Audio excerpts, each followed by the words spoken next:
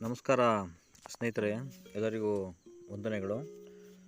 ನಾನು ಈ ವಿಡಿಯೋದಲ್ಲಿ ಕೊರಟಗೆ ತಾಲೂಕಿನ ಅತಿ ಪುರಾತನ ಕೆರೆ ಹಾಗೂ ಎಂದು ಭತ್ತದ ಕೆರೆ ಎಂದು ಪ್ರಸಿದ್ಧವಾಗಿರುವ ಮಾವತ್ತೂರು ಕೆರೆಯ ಬಗ್ಗೆ ತಿಳಿಸಲು ಹೆಮ್ಮೆ ಪಡುತ್ತೇನೆ. ಮಾವತ್ತೂರು ಗ್ರಾಮ ಕೊರಟಗೆರೆ ಪಟ್ಟಣದಿಂದ ಸುಮಾರು 15 ಕಿಲೋಮೀಟರ್ ದೂರದಲ್ಲಿದೆ ಹಾಗೂ ಪ್ರಸಿದ್ಧ ಪ್ರವಾಸಿ ತಾಣ ಗೊರವನಹಳ್ಳಿಯಿಂದ ಕೇವಲ 6 ಕಿಲೋಮೀಟರ್ ದೂರದಲ್ಲಿದೆ. ಇಲ್ಲಿ ಸುಮಾರು 2200 ಎಕರೆ ಪ್ರದೇಶದಲ್ಲಿ ನೀರು ನಿಲ್ಲುವಂತೆ ಗರುಡಾಚಲ ನದಿಗೆ ಅಡ್ಡವಾಗಿ ಒಂದು ಕೆರೆಯನ್ನು ನಿರ್ಮಿಸಲಾಗಿದೆ. ಇದೇ ಮಾವತ್ತೂರು ಕೆರೆ. ಇದು ಸುಮಾರು 3500 ಎಕರೆಗೂ ಹೆಚ್ಚು ಗದ್ದೆಗಳಿಗೆ ನೀರುಣಿಸುತ್ತದೆ ಹಾಗೂ ಮೀನುಗಾರಿಕೆಗೂ ಕೂಡ ಈ ಕೆರೆ ಬಳಸಲ್ಪಡುತ್ತಿದೆ. ಕೆರೆಯ ಮೇಲಿಂದ ಕಾಣುವ ತೋಟ ಹಾಗೂ ಗದ್ದೆಗಳ ನೋಟ ತುಂಬ ಸುಂದರವಾಗಿ ಕಾಣುತ್ತದೆ. ಈ ಕೆರೆ ತುಮಕೂರು ಜಿಲ್ಲೆಯ ಮೊದಲ ಕೆರೆ ಹಾಗೂ ಅತ್ಯಂತ ಹಳೆಯದಾದ ವಿಸ್ತಾರವಾದ ಕೆರೆ ಎಂದು ಗುರುತಿಸಲ್ಪಟ್ಟಿದೆ. ಕ್ರಿಸ್ತಶಕ 1882ರಲ್ಲಿ ಮೈಸೂರು ಮಹಾರಾಜರಾದ ಶ್ರೀ ಚಾಮರಾಜ ಒಡೆಯರ್ ರವರ ಕಾಲದಲ್ಲಿ ಈ ಕೆರೆಗೆ ಅಡಿಪಾಯವನ್ನು ಹಾಕ್ತಾರೆ. ಸುಮಾರು 16 ವರ್ಷಗಳ ಕಾಲ ಕಾಮಗಾರಿ ನಡೆದು 1898ರಲ್ಲಿ ಕೆರೆಯನ್ನು ಲೋಕಾರ್ಪಣೆ ಮಾಡ್ತಾರೆ. ಸುಮಾರು 1100 ಮೀಟರ್ ಉದ್ದದ 3 ಹಂತದ ಕೆರೆ ಏರಿಯು ಇಂದಿಗೂ ಬೃಹತ್ ಅಣೆಕಟ್ಟೆಗಳ ಗುಣಮಟ್ಟಕ್ಕೆ ಸೆಡ್ಡು ಹೊಡೆಯುವಂತಿದೆ. ಈ ಏರಿಯಾ ಅಗಲ ತಳಭಾಗದಲ್ಲಿ 74 ಅಡಿ, ಮೇಲ್ಭಾಗದಲ್ಲಿ 12 ಅಡಿ ಇರುತ್ತದೆ. ಈ ಕೆರೆಯ ಕಾಮಗಾರಿಗೆ ಸಿಮೆಂಟ್ ಬಳಕೆ ಮಾಡಿಲ್ಲ, ಬದಲಿಗೆ ಕಲ್ಲು ಮತ್ತು ನಚ್ಚುಗಾರೆಯಿಂದ ನಿರ್ಮಿಸಿದ್ದಾರೆ. ಏರಿಯ ಮೇಲೆ ಮಣ್ಣು ಹಾಕಲು ಯಾವುದೇ ಯಂತ್ರೋಪಕರಣಗಳನ್ನು ಬಳಸಿಲ್ಲ.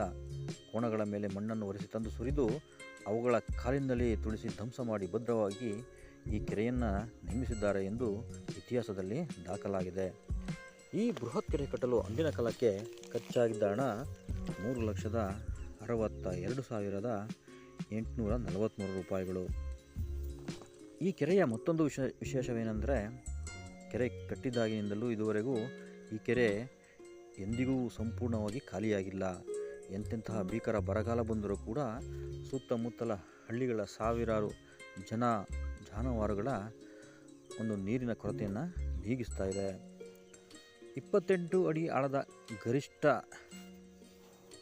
ಈ ಕೆರೆಯಲ್ಲಿ ಸುಮಾರು 1.5 TMCಗೂ ಅಧಿಕ ನೀರು ಸಂಗ್ರಹವಾಗುವ ಸಾಮರ್ಥ್ಯವಿದೆ. ಈ ಕೆರೆ ಕೊರಟಗೆರೆ ತಾಲೂಕಿನ ಜೀವನಾಡಿಯಾಗಿದೆ. ಕೆರೆಯ ಮಧ್ಯಭಾಗದಲ್ಲಿ ಇರುವ ಒಂದು ಸಣ್ಣ ಪಾಳು ಬಿದ್ದ ಕಲ್ಲಿನ ಮಂಟಪವನ್ನು ವೀರುಲ ಗುಡಿ ಅಥವಾ ವೀರನ ಗುಡಿ ಎಂದು ಸ್ಥಳೀಯರು ಕರೆಯುತ್ತಾರೆ. ಇದು ಪುರಾತನ ಕಾಲದ ದೇವಾಲಯ ಇರಬಹುದು ಎಂದು ಸ್ಥಳೀಯರ ಅಭಿಪ್ರಾಯ. ಹಾಗೆಯೇ ಕೆರೆಯ ಮಧ್ಯಭಾಗದಲ್ಲಿ ಸದಾ ನೀರಿನಲ್ಲಿಯೇ ಮುಳುಗಿರುವ 8 ಅಡಿ ಎತ್ತರದ ಪುರಾತನ ಕಾಲದ ಮಾವಿನ ಮರದ ಅವಶೇಷವು ಎಂದಿಗೂ ಕೊಳೆಯದೆ ಹಾಗೆಯೇ ಉಳಿದಿರುವುದು ವಿಶೇಷ ಆಕರ್ಷಣೆ.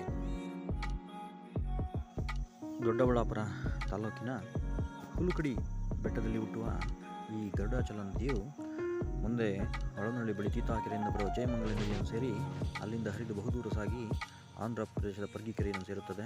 ಅಲ್ಲಿಂದ ಮತ್ತೆ ಮುಂದೆ ಸಾಗಿ ಮತ್ತೆರಡು ಅಣೆಕಟ್ಟೆಗಳನ್ನು ತುಂಬಿಸಿ ಪೆನ್ನಾರ್ ನದಿಯಾಗಿ ಹರಿದು ಆಂಧ್ರ ಪ್ರದೇಶದಲ್ಲಿ ಬಂಗಾಳಕೊಲ್ಲಿ ಸಮುದ್ರವನ್ನು ಸೇರುತ್ತದೆ. ಕೆರೆಯ ಹಿಂದೆ ಪುರಾತನ ಕಾಲದ ಶಕ್ತಿ ದೇವತೆ ಮಾವತ್ತೂರಮ್ಮ ಅಥವಾ ಅರಸಮ್ಮ ದೇವಿಯ ದೇವಾಲಯ ಹಾಗೂ ಆಂಜನೇಯನ ದೇವಾಲಯಗಳಿವೆ. ಕೆರೆಯ ಕಾಮಗಾರಿ ನಡೆಯುವಾಗ ಸಲಕರಣೆಗಳನ್ನು ಅಂದರೆ ಆಯುಧಗಳನ್ನು ತಟ್ಟಲು ಈ ಆಂಜನೇಯ ದೇಗುಲದ ಬಳಿ ಕುಲುಮೆಗಳನ್ನು ನಿರ್ಮಿಸಿಕೊಂಡಿದ್ದರೆಂದು ಹಿರಿಯರು ಹೇಳುತ್ತಾರೆ. ಇದುವರೆಗೂ ಈ ಕೆರೆಯ ತಳವನ್ನೇ ಕಾಣಲಾಗಿಲ್ಲ. ಅಂದರೆ 106 ವರ್ಷದಿಂದ ಕೆರೆಯ ಹೂಳನ್ನೇ ತೆಗೆಯಲು ಸಾಧ್ಯವಾಗಿಲ್ಲ. ಸರ್ಕಾರದ ಹಾಗೂ ಅಧಿಕಾರಿಗಳ ನಿರ್ಲಕ್ಷ್ಯ ಮತ್ತು ಭ್ರಷ್ಟತನದಿಂದ ಸಾವಿರಾರು ಟನ್ ಮೆಟ್ರಿಕ್ ಮರಳು ಕಳ್ಳರ ಪಾಲಾಗಿದೆ. ಕೆರೆಯ ಅಂಗಳದ ಒತ್ತುವರಿ ತಡೆಯಲು ಅರಣ್ಯ ಇಲಾಖೆ ಮತ್ತು ಸ್ಥಳೀಯ ಆಡಳಿತಗಳು ಕೆರೆಯ ಅಂಚಿನುದ್ದಕ್ಕೂ ನೆಡುತಪ್ಪುಗಳನ್ನು ನಿರ್ಮಿಸಿದ್ದು ವಿವಿಧ ಜಾತಿಯ ಪ್ರಾಣಿ, ಪಕ್ಷಿ ಮತ್ತು ಬಾನಾಡಿಗಳಿಗೆ ಆಶ್ರಯ ತಾಣವಾಗಿದೆ. ಪ್ರತಿ ಋತುಮಾನದಲ್ಲೂ ದೇಶ ವಿದೇಶಗಳಿಂದ ಹಕ್ಕಿ ಮತ್ತು ಪಕ್ಷಿಗಳು ಇಲ್ಲಿಗೆ ವಲಸೆ ಬಂದು ಹೋಗುತ್ತವೆ.